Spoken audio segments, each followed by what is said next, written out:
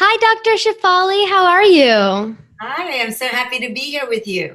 Well, I'm so excited to talk to you about your new book, Superpowered, today. I'm happy to talk about it. It's a great book, and I think a lot of parents and kids would get a lot out of it. For sure. And for the big dreamers listening who are not familiar with the incredible work you do and don't know what a clinical psychologist is, can you share what it is that you do when you're not writing books or speaking on stages? So I'm a clinical psychologist, and what that means is that I help people worry less, get stressed less, and help them solve their life problems and their emotional problems.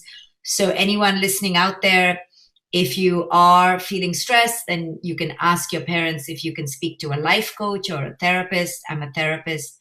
And if you like to help people, maybe it's something one of you can do when you grow up. It's really rewarding and lovely to help people. Yeah, big dreamers. It's really amazing. And you can think of a clinical psychologist also as a fancy way of saying that Dr. Shafali helps families, kids, and adults understand their thoughts, feelings, and behavior so that they can make better choices and ultimately have better relationships, right? Absolutely, you got that perfectly. So, you have written many best selling books and delivered countless speeches. But today I wanted to talk about your book, Superpowered. And thank you so much for sending me an advanced copy of the book. And I have really been loving it. And for those of you who are watching on Instagram or YouTube, I'm showing the book and it has a bright cover. And while the book does go into some very deep subjects, I really love how you added illustrations also throughout the book, as they're really cool and fun. So I know that the book is called Superpowered, and that you'll discover that power is an acronym. The P is for present, the O is for original, the W is for whole, the E is for energized, and the R is for resilient. Can you share how we are born with these superpowers and how, as we get older, sometimes we feel like our superpowers are getting taken away from us? Yeah, each one of us, every single person listening to your podcast, was born with the superpowers, and power is an acronym, like you said. We were born with the ability to be present. And what that means is that we all were explorers. We all were curious. We wanted to explore our world because we were so in the moment. You know, if you take a little child on a walk, you'll see the little child stopping at every post and pillar because they are so present. So we all had that power within us, the power to be present. We were all original. When we were young, we used to make up songs and poetries and characters and theater workshops and plays and movies because we had this infinite belief in ourselves that we were creative beings. So we were original. That's what the O stands for. And we were whole. We were not broken. We loved ourselves. We were energized. Every day we got up with excitement and we were so playful and spontaneous and we wanted to do so many things because we were energized. That's what the E stands for. And we were also risk takers. You know, we didn't know how to walk. We learned how to walk. We didn't know how to talk. We learned how to talk. We never had the shame of failure that kids then develop into. So we were really resilient. So those superpowers were within each one of us. We can each remember having some of this when we were young. But then what happens is this thing that we grow up. Growing up happens to us. And what does that mean? Is that the adults in our lives, because they're so stressed out and they're so unhappy and they're so anxious, they kind of mess us up and they zap us of our superpowers, you know? So we were good, but now we're stressed out because our mom tells us we need to do 10 activities in the week. And then our dad tells us we need to get A grades. And our teacher's telling us we need to look prim and proper. And no one seems to be understanding who we are. And when we grow up feeling like no one can understand us, one by one, our energy goes away and we get really stressed out and our powers get zapped and we feel disheartened. So I know this happens to everybody because I work with so many people who are in their 30s and 40s and 50s, and it's happening to them even though they're so old. So I know a lot of kids listening to your podcast have felt anxious, have felt stressed. They don't understand why. And this book will teach them why they're feeling stressed so that they can understand who it is they are. And then they're going to get tools and strategies to help them feel less stressed. For sure. And the acronym of POWER really resonates with me, especially since I have a younger sister, Sophia, and she definitely meets all those criteria, and especially present, original, and energized. She's 5, and she has big feelings. You can tell when she's happy, you can tell when she's sad, and she's original. She doesn't care what people think. She bursts into song in front of strangers, and she creates her own clothes, and she thinks of it as a beautiful creation, and she also has a lot of energy. And I really love also the POWER acronym because it makes it so easy to remember what your superpowers are, which we're all born with and we have access to, but we sometimes lose. And honestly, I know that a lot of people right now, especially as you said, they're feeling stressed and overwhelmed as they get older. But what are some tactics that you have that how we can get over those senses of stress and overwhelm? Well, I think the main few things I want to stress to all the kids and parents listening is that the first thing we do to get stressed is that we live in the future. And you can see that right now in this pandemic, everyone is asking, what if this happens? What if that happens? And we're always feeling nervous that something bad is going to happen. In the book, we call it what ifing. And most of us do a lot of what ifing. And what ifing means you're not living in the present, you're living in the future. So every time you notice yourself what ifing, what if I get the virus? What if I don't go to school ever again? What if my friends forget me? What if I'm going to fail my grade? The minute you begin to recognize you're having what if thoughts, you have to realize, oh, I'm not in the present moment. I'm in the future. And these thoughts are making me feel stressed because they haven't happened yet. So whenever something hasn't happened yet, that is a surefire way you're going to be anxious if you think about it. So for example, if you don't like going to the dentist, and your dentist appointment is 2 months away, and you keep thinking about it, it's going to stress you out because it's in the future. So the best way to deal with this is to realize, all my what-ifing thoughts need to be deleted. Like how you delete the emails and send it to the junk folder. Mm-hmm. That's what you need to do with your thoughts. Kids don't realize that their thoughts are under their control, under their power. So when they recognize these anxiety thoughts, they need to know that these are thoughts that should go into the deleting folder, like delete them. And then the next thing we do to us, and this is not the kids' fault because parents do it to the kids, is that we do a lot of shouldifying. So what that means is we tell ourselves all the time, you should get good grades, you should eat well, you should be faster, you should be prettier, you should be smarter. And we should on ourselves, right? We keep shouldifying. And shouldifying really zaps our energy. It takes away our superpowers and it makes us feel like we're never good enough. We're never enough for anybody. And that makes us feel really crappy. So if the kids listening to this and it makes sense to them, this book will show you how we can break these shouldifying thoughts. But the first thing is that you have to understand. You have to understand that these shouldifying thoughts have come from your parents or from culture, and they are not your thoughts. So we have to stop. We have to shed the shoulds. So in our own lives, we have to say, I can't keep beating down on myself. I can't be hard on myself. I have to learn to stop these mental games. I have to stop the dominoes, and I have to really learn to love myself. For sure. And if you want to you can also access your inner child if you ever feel those should ifs or what ifs. Yes. And rather than get overwhelmed or kind of like your book calls it, zapped or fried, you can channel the superpower to get energized and try new things and learn new subjects. Yeah, so this book is filled with so many ways to do that. In one of the sections of the book, we talk about all these ways that kids mess up their thinking. So we call it hunchifying. And that's a way that we think where we overlook the positives. I don't know whether you do that, but say somebody in a party tells you, oh, you spoke really well on stage, fabulous.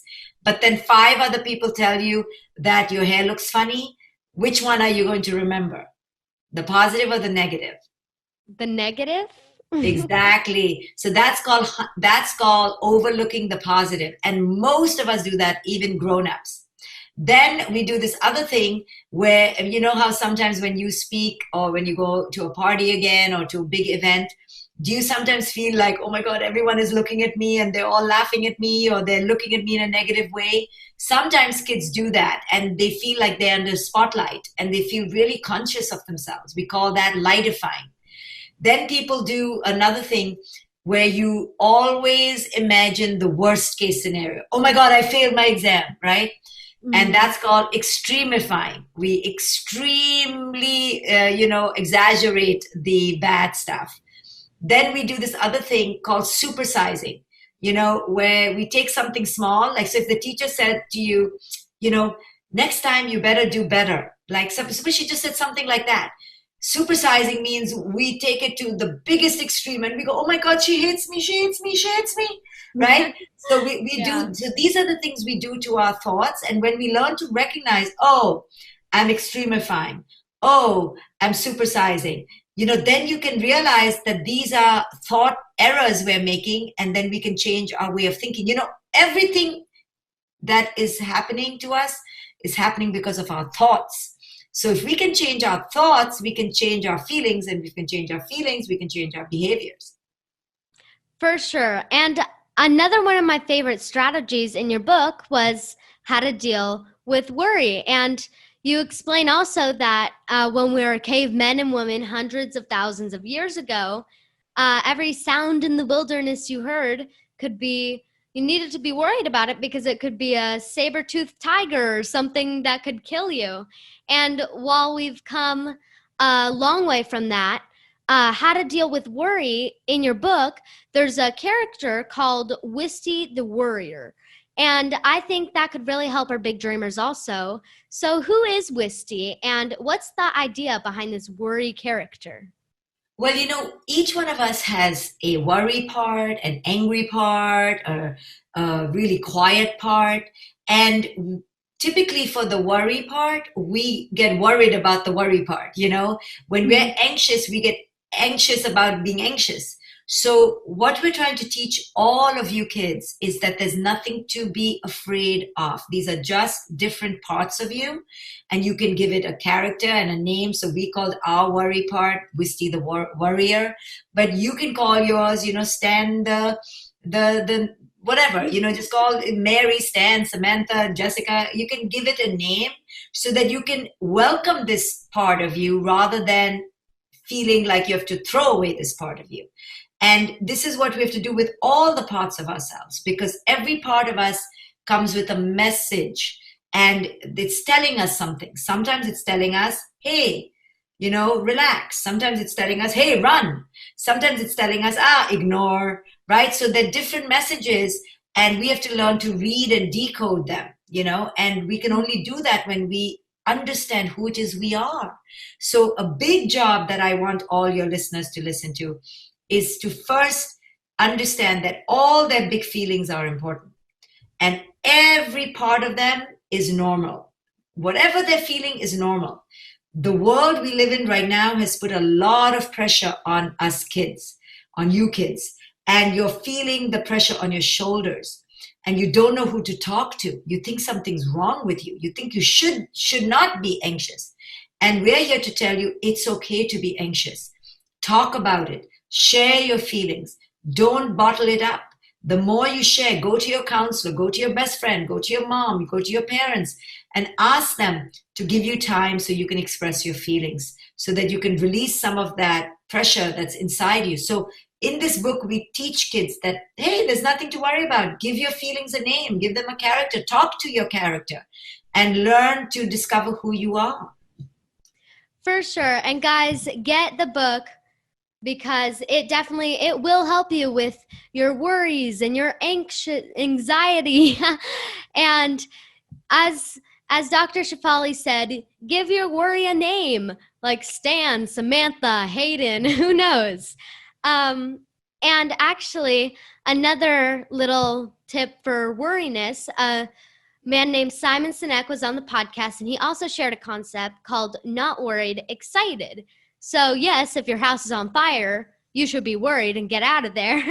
But if you're doing something for the first time, like giving a speech or going down a ski slope, you can get the same sensations, sweaty palms or a fast heartbeat, but you can actually internalize excitement rather than worry. And I've used this many times before. And when I did a school talent show and I was getting butterflies in my stomach before my performance, I internalized that as I was excited, not nervous. And definitely also you can use Dr. Shefali's hack and give your character a name and just tell them, not right now. I don't need you right now. Right. Or thank you. I'll take it easy. I'll take it slow. Or thank you. I need to relax. I need to rest more. Thank you. I need to believe in myself more. So whatever it's talking to you, talk back to it, or go to your counselor and say, I'm my character, Wista, is really having a field day and I can't get her to stop. I need your help. For sure. And there are so many other fun strategies in this book. And next, I want to talk about flip the switch. And I love this analogy so much that I definitely want to do a solo episode about it sometime soon. Because in your book, you explain that one thing we do way too much of is compare ourselves with others. And a lot of people say that you shouldn't compare yourself with someone else. But in the book, you explain that it's not the comparing that's the bad part. It's what you're feeling while you're comparing yourself with others. Can you share some examples of how we flip the switch? Well, I think that most of us immediately look at the other person or whoever's outside on a billboard, on a magazine cover, in the movies, as automatically better than us. And that's what we need to flip. That this idea that we are always lesser than the other person is what needs to turn around, because it's normal to compare. We're all, going, hey, I don't have a red bicycle, you have a red bicycle. But when you feel bad about what you have or who you are, then that's not going to be productive. Most of us, at least on a daily basis, have compared and felt bad about who we are one time. And we have to pay attention to that and catch ourselves when we do that, because, everyone is comparing and everyone is feeling bad about some part, right? You may look at me and say, you know what? I wish I had her dark hair. But then you look at somebody else who has red hair and then you're like, you know what? I wish I had her red hair. It's a never ending cycle. So the only way to stop this is to go back to your own uniqueness, to your own originality, to your own sense of worth, and realize that there is no one like you. There's no one who's going to be like you. And you set yourself apart because you are strong, you are confident, you are full of worth. And when you believe in yourself, then you don't fall into comparisons where you feel bad all the time. You understand that you are original. You can never look or be or act like anyone other than yourself. You're so right. And I really love simple analogies like this, flipping the switch, because they're easy to remember. And I mean, one example of this is some of my friends have long, beautiful, flowing hair, kind of like you, Dr. Shefali. And you can say that I used to be jealous of it. I cut my hair a few years back and it grows really slowly. But instead of being envious, I was actually inspired about how well they took care of their hair. And I have started treating mine really well by doing research and putting in homemade hair masks that help your hair grow. And I've noticed that my hair is healthier than ever and getting longer now. But how you're looking at it, whether you're looking at it as, oh, I'm so jealous, or, oh, look, I can flip the switch and look at it in a different way. Absolutely. And that's with everything in life. You can look at it in a way that makes you feel worse about yourself, or you can look at it in a way that makes you feel better about yourself. And that's the key, because this whole book is really about us understanding ourselves and loving ourselves and celebrating ourselves. But we've been raised to compete with other people and raised to feel bad about ourselves. So that's the real switch we need to flip, that we have to start honoring ourselves and loving ourselves and realizing we cannot look like anyone else. We cannot act like anyone else. We are completely original and unique. For sure. And another distinction that you and your co-author, Renee, make in the book is the difference between things you can control and things outside of your control. Can you share why that is such an important distinction, especially in the context of the global pandemic right now, and where society has undergone and major changes? So there's so much in life, whether it's the pandemic or a tornado or tsunami or a thunderstorm, that we will never be able to control. And we need to accept that there's going to be things we can't control. But there's a lot we can control, like our energy levels, our excitement, our stress, our thoughts, our habits, and the things that we can do right here, right now. We do have a lot of control in our lives, but we also don't have all the control in our lives. So this is true, especially today. So if kids listening are feeling stressed out, feeling like they don't have control, they want to go back into their routines, but they can't, they need to understand, yeah, they can't control all of that right now, but they can ask themselves, hey, what can I control? Maybe I can't go on my travel team for basketball, but I can play basketball down the street. Hey, I can't go to watch a Broadway show or to the movie theater, but hey, I can watch a Netflix, so I can play Wii with my sister. So change your understanding of what you can control. Yes, you cannot control how things should be right now and what you want it to be, but there's a lot in your life that you can have fun with, you can still be excited about, and just know that this will pass. Nothing stays forever. I totally agree. And I think it was really hard, especially the first few months with such drastic changes to our way of life. But my parents would often tell us, we can't magically make this virus go away. So let's look how we can actually flip this into a positive. We discovered new hikes in our neighborhood. We slept in a tent in our yard one day. I learned how to fish. So rather than get all upset about the situation, which we can't control, look forward to what you can gain from the situation. Absolutely. Look how well you said that. I love it. Thank you so much. And I have a couple last questions before we sign off. Okay. If you go back in time and talk to your 10-year-old self, what would be the best advice? The best thing that I could have said to myself was accept who I am. Because my whole life, I did not accept who I am. And now I'm in my 40s and finally I realize what a fool I've been. Because I was comparing myself to everyone else. I wanted to be someone else. And I realize now what a waste of time. If only I had realized that I needed to accept myself back then, I would be so much happier right now. So my advice to everyone is start loving who you are. You have a lot about you that's lovable. It's up to you to decide to love it. You have already made many of your dreams a reality, but if you look at yourself today, what's your big dream for the future? I have made most of my dreams come true, so I don't really have many left, except that I want to keep becoming a more compassionate, more loving person. I think sometimes I lose my temper and I get irritable. So I don't really have any more achievements that I necessarily need, and that is so lovely. I've come to a place now that achievements don't make me feel good, but my relationships make me feel good. My connection to myself makes me feel good.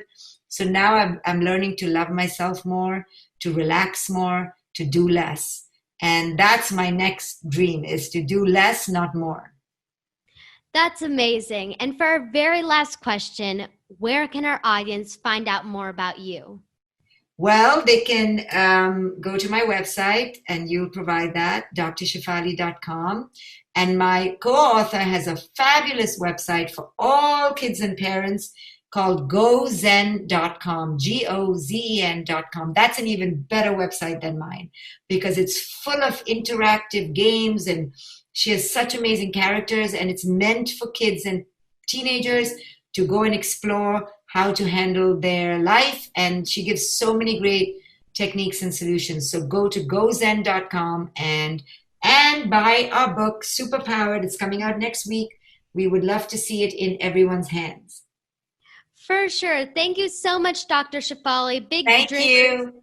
Yeah, thank you so much. It's such an honor. And big dreamers, make sure you pick up a copy of Superpowered.